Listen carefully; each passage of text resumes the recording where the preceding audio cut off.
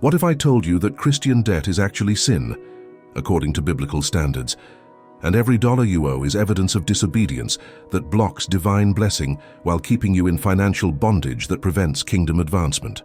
For decades, churches have normalized debt culture among believers, while the Bible clearly commands financial freedom through systematic principles that eliminate borrowing and create surplus for generous giving and kingdom investment. Napoleon Hill studied debt-free millionaires and discovered they all followed biblical financial principles that most Christians violate daily through credit cards, mortgages, car loans, and consumer debt that the Bible calls spiritual enslavement, requiring immediate aggressive elimination. The shocking truth is that debt disqualifies you from divine blessing while creating stress, limiting opportunities, and preventing the generous giving that activates supernatural provision through biblical laws that operate only for financially free believers. Churches avoid teaching this because debt-enslaved members remain dependent and controllable, while debt-free members become independent kingdom contributors who challenge institutional authority through financial freedom that enables bold obedience to divine direction.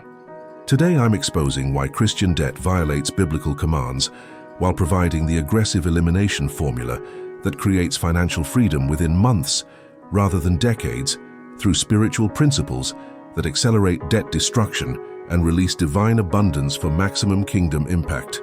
If you're tired of debt stress limiting your spiritual freedom and kingdom impact, comment "Debt is sin" and share your biggest debt burden that needs aggressive biblical elimination starting immediately. Romans 13:8 commands debt elimination. Let no debt remain outstanding, except the continuing debt to love one another, for whoever loves others has fulfilled the law.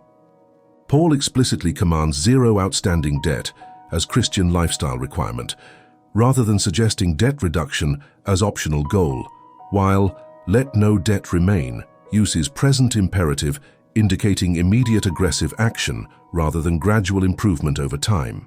The Greek word ophailet means to owe anything to anyone, proving that biblical standard is complete financial freedom rather than managed debt that financial advisors promote as acceptable Christian living. Napoleon Hill found that debt-free people operated from abundance consciousness, while debt-enslaved people operated from scarcity consciousness that prevented wealth building through mental bondage that exceeded financial bondage. Churches avoid teaching this command because debt-free believers don't need institutional financial support while becoming independent thinkers who make bold decisions based on divine guidance rather than financial limitations. The contrast with continuing debt to love shows that relational obligations are eternal, while financial obligations should be temporary and aggressively eliminated. When you obey Paul's command for zero debt, you position yourself for divine blessing that flows to financially free believers rather than debt-enslaved strugglers who violate basic biblical commands. What debt could you eliminate first through aggressive action rather than minimum payments that keep you enslaved longer? Comment your debt elimination priority below. Proverbs 22:7 reveals debt enslavement. The rich rule over the poor, and the borrower is slave to the lender. Solomon identifies debt as literal slavery that gives lenders control over borrowers' lives, decisions, and spiritual freedom through financial bondage that exceeds physical slavery because it affects every area of life, rather than just work. Circumstances. The Hebrew word ebed means bondservant or slave, indicating that debt creates master-slave relationships that contradict believers' freedom in Christ, while preventing bold obedience to divine direction that might threaten income needed for debt payments. This verse destroys every religious justification for Christian debt, while proving that borrowing violates divine design for believer freedom that enables generous giving and strategic kingdom investment without lender permission or approval. Napoleon Hill found that debt eliminated people's ability to take calculated risks or pursue opportunities because they operated from financial fear rather than faith-based confidence in divine provision. Churches normalize debt culture while missing that financial slavery prevents the spiritual freedom that enables maximum kingdom effectiveness through bold decisions based on divine guidance rather than lender requirements. The contrast between Rich and Poor shows that debt maintains poverty consciousness, while debt elimination creates wealth consciousness. When you understand debt as slavery, you attack it with slave rebellion intensity, rather than managing it as acceptable Christian lifestyle. Which area of your life does debt slavery currently control that would be freed through aggressive debt elimination? Comment your liberation target below. Deuteronomy 15:6 promises debt-free blessing. For the Lord your God will bless you as he has promised, and you will lend to many nations, but will borrow from none. You will rule over many nations, but none will rule over you. God promises that obedient believers will become lenders rather than borrowers, while ruling rather than being ruled through financial freedom that positions them as blessing distributors, rather than blessing recipients who need institutional or governmental support. The progression from borrowing to lending shows divine intention for believer financial advancement, while rule over many nations indicates influence and authority that comes through financial freedom rather than debt enslavement that limits options and opportunities. This promise operates through obedience to biblical financial principles that most Christians violate through normalized debt culture that prevents divine blessing activation while maintaining financial limitation that restricts kingdom impact. Napoleon Hill found that lenders operated from abundance consciousness, while borrowers operated from scarcity consciousness, exactly what this verse describes through financial positioning that determines influence and authority levels. Churches, avoid teaching this because debt-free believers don't need institutional support, while becoming independent kingdom contributors who challenge religious authority through financial freedom that enables bold obedience. When you claim this promise through aggressive debt elimination, you position yourself to become divine blessing distributor rather than remaining blessing recipient who depends on others for financial support. What would change in your kingdom? Impact and spiritual freedom if you became a lender rather than borrower according to this promise? Share your lender vision below. Proverbs 6:1-5 demands immediate debt escape. My son, if you have put up security for your neighbor, if you have shaken hands in pledge for a stranger, you have been trapped by what you said, ensnared by the words of your mouth. So do this, my son, to free yourself. Go to the point of exhaustion and give your neighbor no rest. Allow no sleep to your eyes, no slumber to your eyelids. Free yourself like a gazelle from the hand of the hunter, like a bird from the snare of the fowler. Solomon uses extreme language, trapped, ensnared, and snare of the fowler, to describe debt as spiritual trap requiring immediate aggressive escape rather than gradual management that maintains enslavement longer while preventing divine blessing flow. The command to the point of exhaustion indicates maximum effort intensity, while give no rest shows persistent aggressive action that prioritizes debt elimination above comfort or convenience until complete freedom is achieved. Napoleon Hill found that debt elimination required the same intensity that people use to escape physical danger, because financial bondage creates spiritual danger that blocks divine blessing and prevents kingdom advancement through fear-based decision-making. Churches promote gradual debt reduction, while missing Solomon's urgency that treats debt as emergency requiring immediate aggressive response rather than long-term management strategy. The animal imagery shows that debt escape requires instinctive survival intensity rather than casual financial planning that maintains bondage through insufficient effort and wrong priorities. When you apply Solomon's escape intensity to debt elimination, you achieve freedom in months rather than decades through biblical urgency that activates divine assistance. What immediate aggressive action could you take this week to begin escaping debt with gazelle-like intensity rather than gradual management? Comment your escape plan below. Luke 14:28 requires debt-free building. Suppose one of you wants to build a tower. Won't you first sit down and estimate the cost to see if you have enough money to complete it? Jesus commands complete financing before beginning projects, rather than borrowing to fund dreams that create debt bondage, while preventing project completion through financial pressure that destroys both vision and resources. The phrase, "enough money to complete it," indicates full payment capacity, rather than borrowing capacity that financial institutions promote as acceptable Christian building strategy.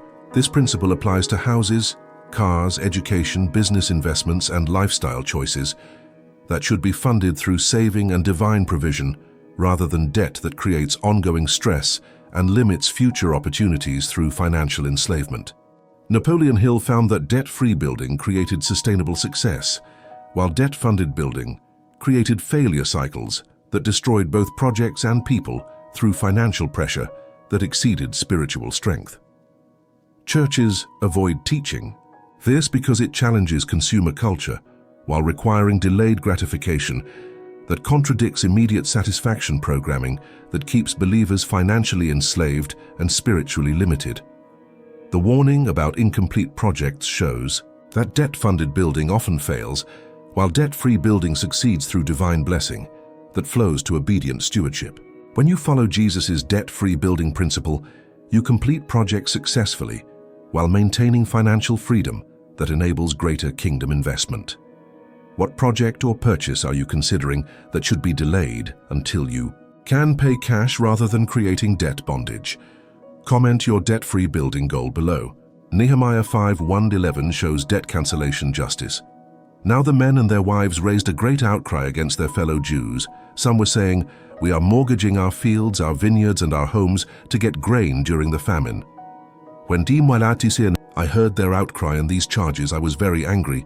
What you are doing is not right. Give back to them immediately their fields, vineyards, olive groves, and houses, and also the interest you are charging them. Nehemiah identifies debt as injustice that prevents kingdom building while demanding immediate debt cancellation and property restoration that enables people to participate fully in divine purposes, rather than serving creditors who prevent spiritual freedom through financial bondage.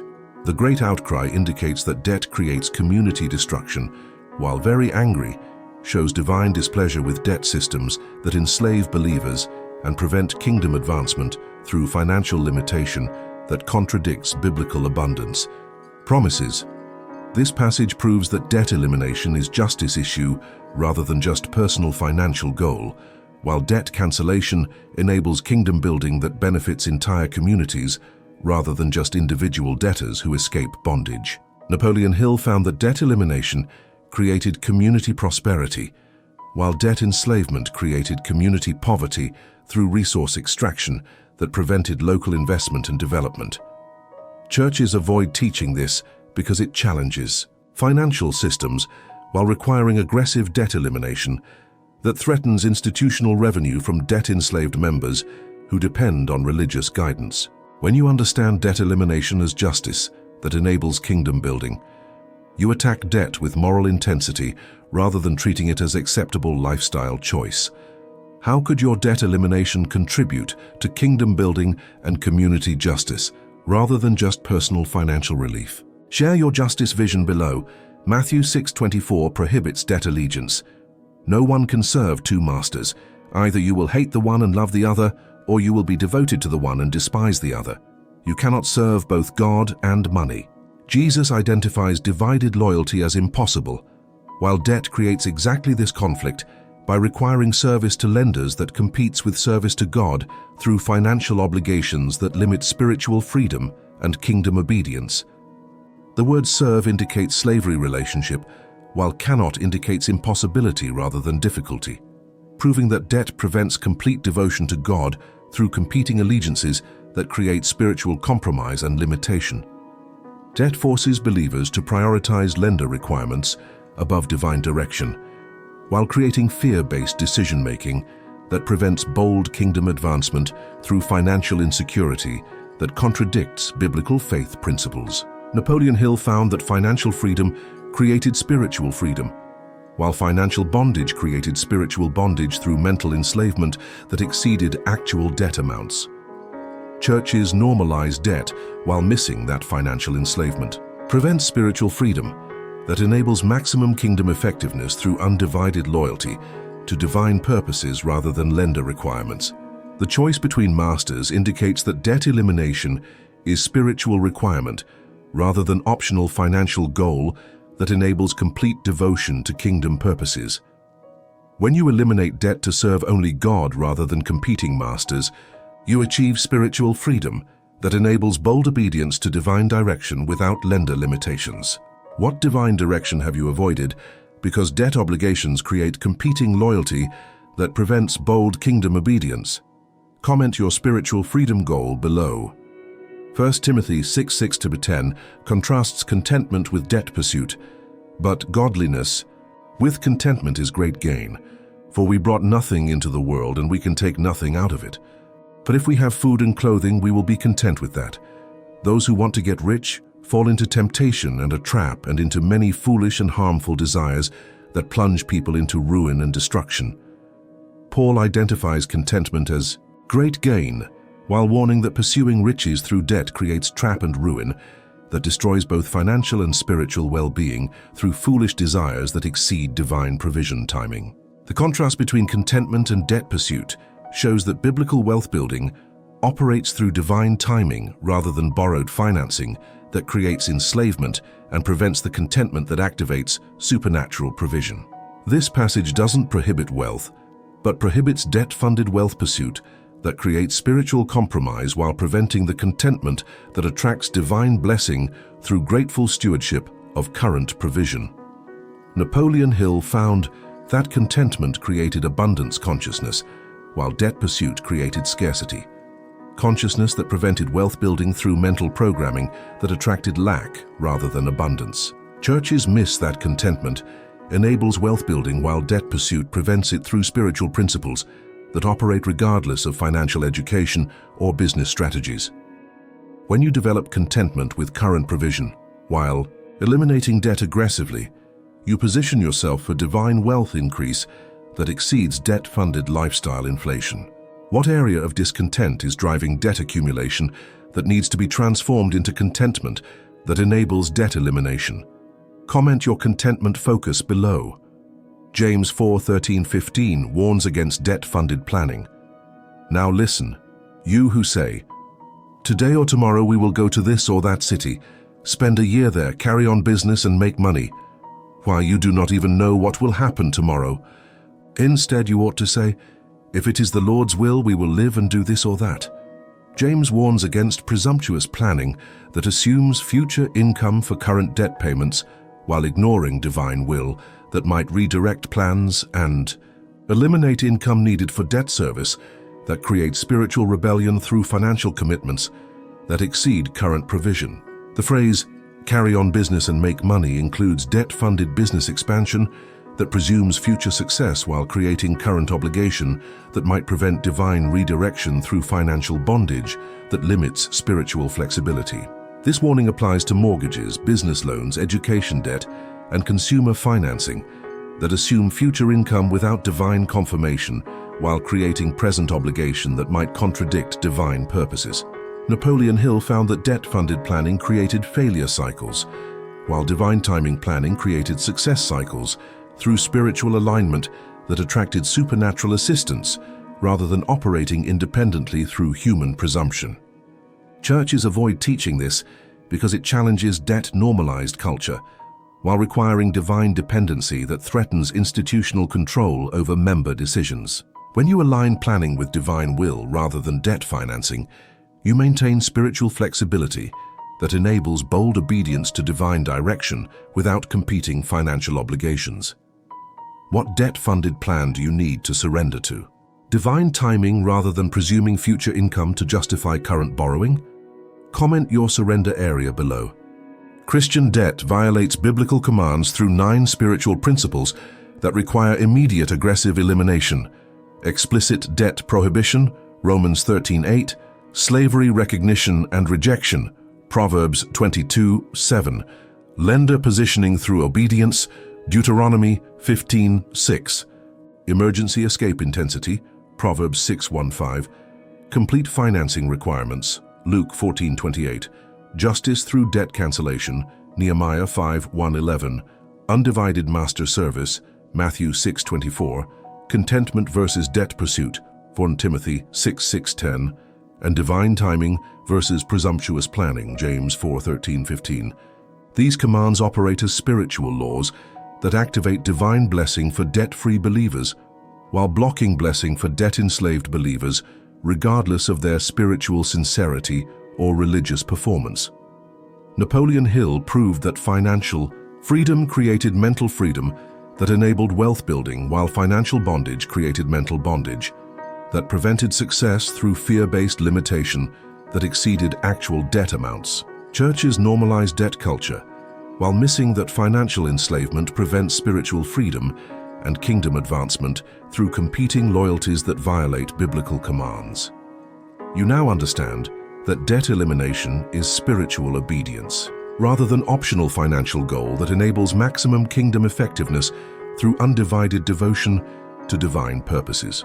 If you're ready to attack debt as sin, requiring immediate aggressive elimination rather than acceptable Christian lifestyle, comment "Debt Elimination Now" below, and I'll send you the complete biblical freedom formula with practical steps that destroy debt bondage and release divine abundance for maximum kingdom impact and spiritual freedom.